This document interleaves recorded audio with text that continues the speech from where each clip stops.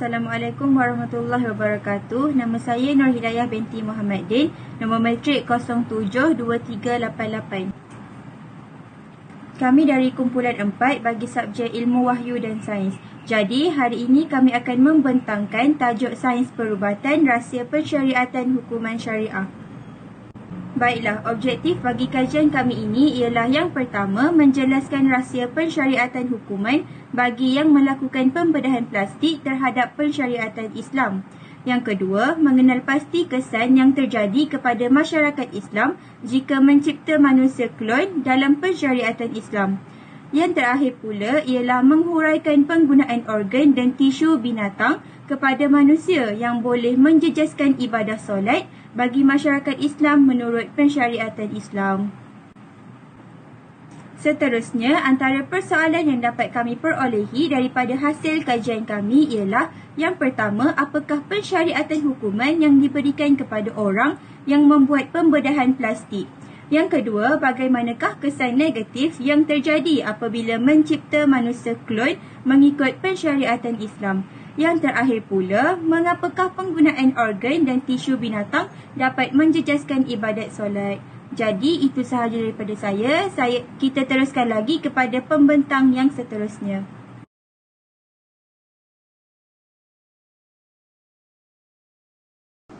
Allah Subhanahu Wa Taala berfirman dalam surah Al-Hujurat ayat 13 yang bermaksud, wahai umat manusia, sesungguhnya kami telah menciptakan kamu daripada lelaki dan perempuan, dan kami telah menjadikan kamu berbagai bangsa agar kamu berkenal-kenalan. Allah Subhanahu Wa Taala juga berfirman dalam surah Ar-Rum ayat ke-21 yang bermaksud, dan di antara tanda-tanda kebesarannya ialah dia menciptakan pasangan-pasangan untukmu daripada jenismu sendiri, agar kamu cenderung dan merasa tenteram kepadanya. Dan dia menjadikan di antaramu rasa kasih dan sayang. Sungguh pada yang demikian itu benar-benar terdapat tanda-tanda kebesaran Allah bagi kaum yang berfikir. Huraian bagi ayat Al-Quran tersebut ialah hukum pengklonan pembiakan manusia dalam Islam adalah haram, kerana pengklonan untuk pembiakan manusia ianya bertentangan dengan fitrah kejadian manusia. Ini kerana ianya menjadi penghalang kepada keharmonian dan kasih sayang di antara kalangan manusia. Dengan hukum pembiakan secara berpasangan yang mana Allah jadikannya sebagai petunjuk di dalam ayat Al-Quran, bahkan pengklonan ini juga bercanggah daripada tabiat semula jadi manusia. Allah Subhanahu Wa Taala juga berfirman di dalam surah An-Nisa ayat 119 yang bermaksud, dan pasti kusesatkan mereka dan akan kubangkitkan angan-angan kosong pada mereka, dan akan kusuruh mereka memotong telinga-telinga binatang ternak, lalu mereka benar-benar memotongnya, dan akan aku suruh mereka mengubah ciptaan Allah, lalu mereka benar-benar mengubahnya. Barang siapa yang menjadikan syaitan sebagai pelindung selain Allah, maka sungguh dia yang menderita kerugian yang nyata. Tentang mengubah ciptaan Allah Subhanahu Wa Taala, ia bermaksud mengubah fitrah yang telah Allah Subhanahu Wa Taala jadikan kepada makhluknya, sama ada daripada sudut agama atau penciptaannya. Berkata Imam Al-Baidawi rahimahullah bagi ayat di atas, dan aku akan menyuruh mereka mengubah ciptaan Allah Subhanahu Wa Taala dari akta asal, iaitu muka, rupa dan sifatnya. Lalu termasuk sekali dalam kategori ialah apa yang disebut sebagai perbuatan menyucuk mata hami, iaitu unta jantan yang pernah 10 kali membuntingkan, mengkasih hamba sahaya, bertatu, menjarangkan gigi, meliwat dan perbuatan sihak, iaitu lesbian dan seumpama dengannya. Begitu juga dengan menyembah matahari, bulan dan mengubah fitrah milik Allah Subhanahu Wa Taala, iaitu Islam, dan menggunakan anggota dan kekuatan untuk membuat benda yang tidak mampu diterima oleh jiwa pada kesempurnaan dan tidak layak dijadikan perantaraan kepada Allah, yakni penyembah berhala yang berbina sendiri berhalanya. Umum lafaz ayat ini menegah secara mutlak perbuatan mengkasihkan, tetapi para fuqaha menyatakan rukhsah pada memandulkan haiwan ternakan kerana keperluan. Sains moden. Rawatan perubatan moden kerana ini adalah hakikat yang tidak boleh kita nafikan, di mana teknologi yang digunakan dalam rawatan perubatan moden sememangnya canggih. moden dan melalui fasa perkembangan yang pesat.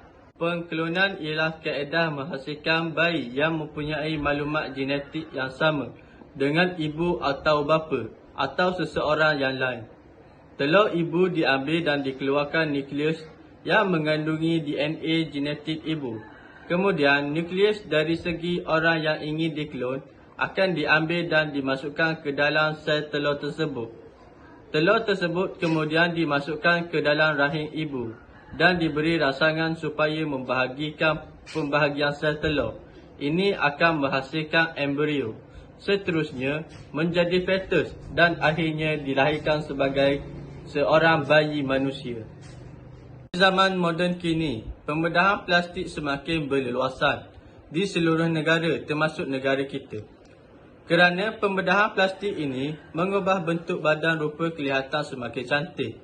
Di negara luar, terutamanya negara Korea, Jepun dan Singapura, mereka menghalalkan pembedahan plastik dilakukan oleh masyarakat mereka. Xenotransplantasi merupakan bidang pembuatan pembedahan organ daripada haiwan kepada manusia.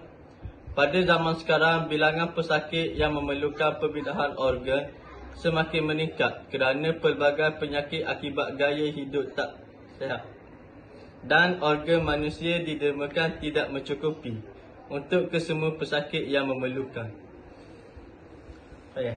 Assalamualaikum, nama Syakira Muminah binti Nur Azmain, nombor metrik 072509. Saya akan meneruskan pembentangan pada bahagian akhir sekali iaitu rumusan. Berdasarkan kajian sekarang, jelaslah bahawa sains perubatan adalah satu bidang yang berlandaskan fakta sains dan wahyu yang bertandaskan tafsiran ulama'. Menurut pendapat ulama', hukum pembedahan plastik untuk merawat kecacatan sama ada sejak lahir ataupun disebabkan kemalangan adalah diharuskan. Ini adalah rukhsah yang diberikan dalam Islam untuk menjaga seseorang dari aspek fizikal dan mental. Namun, umat Islam diharamkan untuk membuat pembedahan yang bertujuan untuk mengubah ciptaan Allah. Terusnya ialah penciptaan manusia klon. Hal ini akan memberi kesan negatif kepada pensyariatan dalam Islam. Menurut Mufti Mesir, Dr. Nars Farid, beliau menegaskan bahawa pengklonan manusia tidak harus dilakukan kerana ia akan menjejaskan banyak perkara dalam Islam. Pada pandangan syarak, hal ini akan mendatangkan pelbagai kesan negatif seperti meruntuhkan institusi kekeluargaan.